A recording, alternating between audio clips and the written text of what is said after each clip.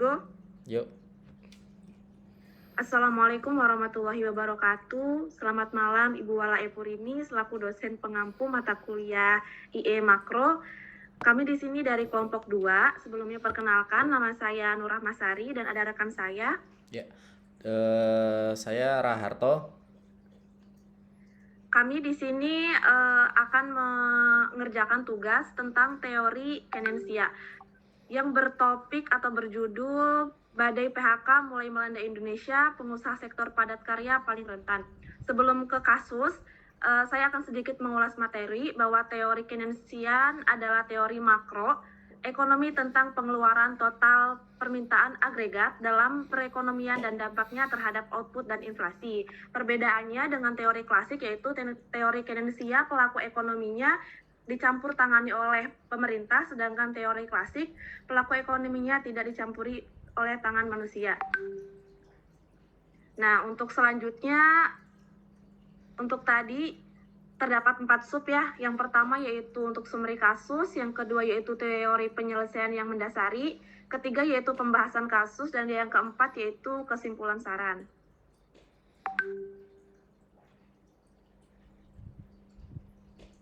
Untuk yang pertama, summary kasus. Badai PHK massal di Indonesia. Dikutip dari tribunnews.com, Jakarta, belakangan ini adanya kabar badai pemutusan hubungan kerja atau disebut PHK yang melanda perusahaan rintisan, startup maupun industri.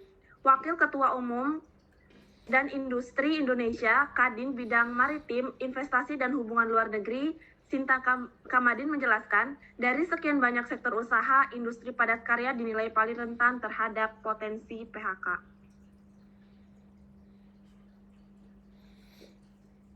Lanjut, dalam hal ini industri tekstil dan produk tekstil TPT serta industri sepatu alas kaki. Beliau mengatakan, badai PHK ini tidak akan berlangsung lama. Untuk sektor padat karya, untuk mempertahankan sepertinya sulit, ucapnya, yang ditemui oleh wartawan di Hotel JW Mario Jakarta belum lama ini.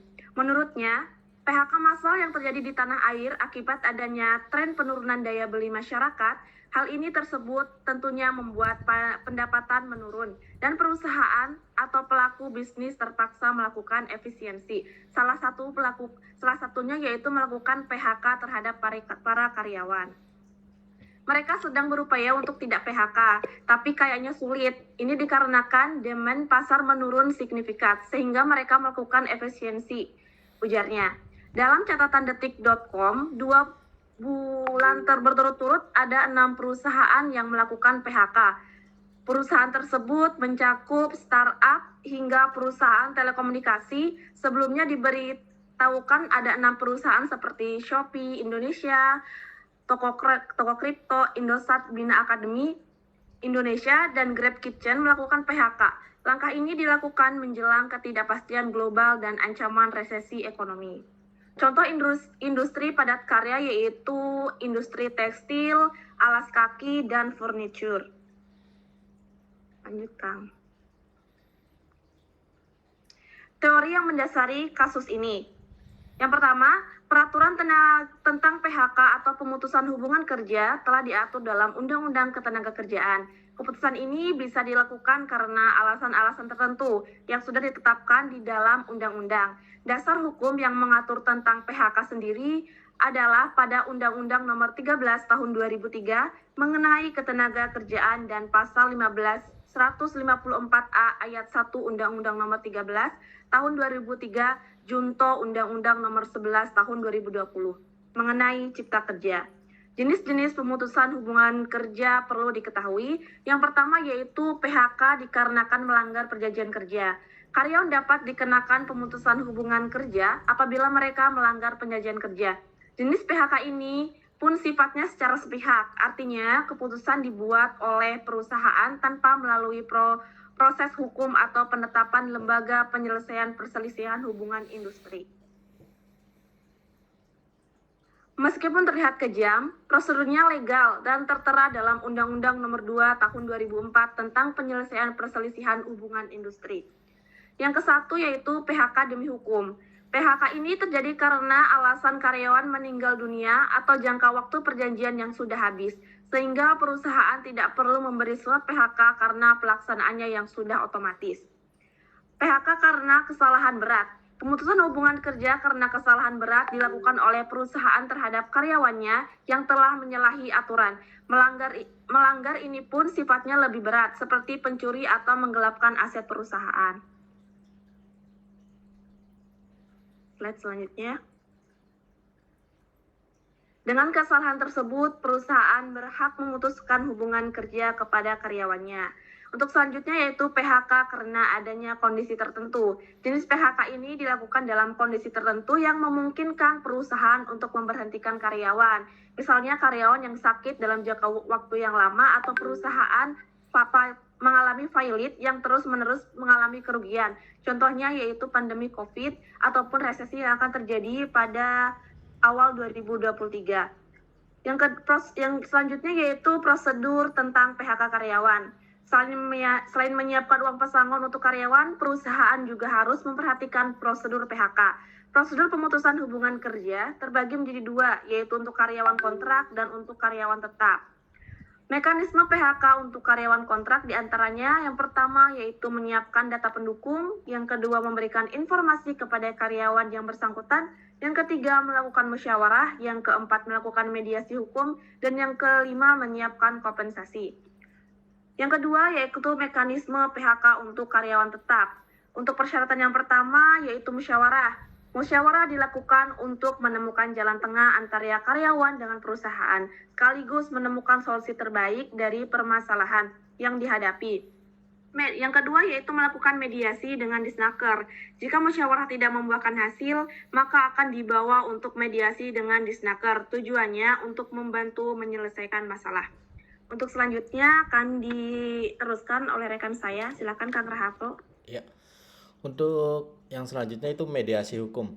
Apabila mediasi dengan Disnaker juga menentukan jalan buntu, ajukan upaya hukum ke pengadilan. Ketika solusinya tetap PHK, maka diajukan permohonan secara tertulis kepada lembaga penyelesaian hubungan industrial disertai alasan pemutusan hubungan kerja. Nah, yang kedua, perjanjian bersama. Perjanjian kerja bersama dapat ditandatangani setelah persetujuan bipartit disetujui. Nah, yang ketiga, memberikan uang pesangon. Pesangon wajib diberikan setelah karyawan resmi di PHK. Pesangon diberikan sesuai aturan dalam Undang-Undang Ketenagakerjaan. Nah, pembahasan kasus. Pengusaha padat karya rentan terkena PHK. Apa alasannya? Industri padat karya rentan terhadap ancaman resesi karena Indonesia masih bergantung kepada negara-negara tujuan ekspor tradisional seperti Amerika Serikat dan Eropa. Sementara akibat krisis global terjadi pelemahan daya beli kawasan-kawasan tersebut. Alhasil Indonesia juga mengalami kelemahan permintaan di sisi lain. Infrastruktur tekstil di Indonesia berkaitan kuat dengan penjualan pakaian dan sejumlah merek internasional. Jadi ketika terjadi resesi di negara tujuan ekspor kata Bima, maka permintaan pasar pun akan melemah.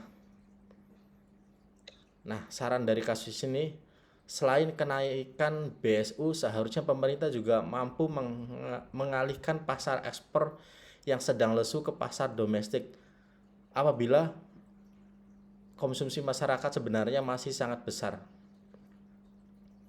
Nah, langkah yang kedua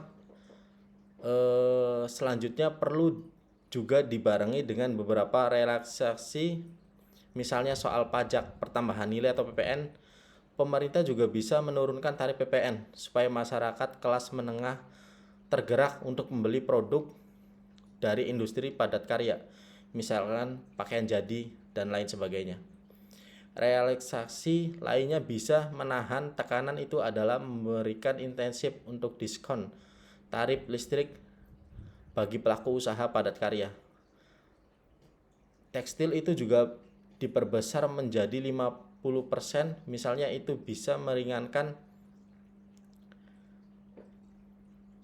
terakhir ialah ia menyarankan agar pemerintah memberdayakan intelijen pasar untuk memetakan pasar-pasar ekspor alternatif, misalnya ke negara Timur Tengah, sehingga penurunan ekspor ke Amerika Serikat dan Eropa bisa ditanggulangi dengan mengalihkan ke pasar domestik maupun pasar alternatif yang dinilai tak terimbas resesiasi global.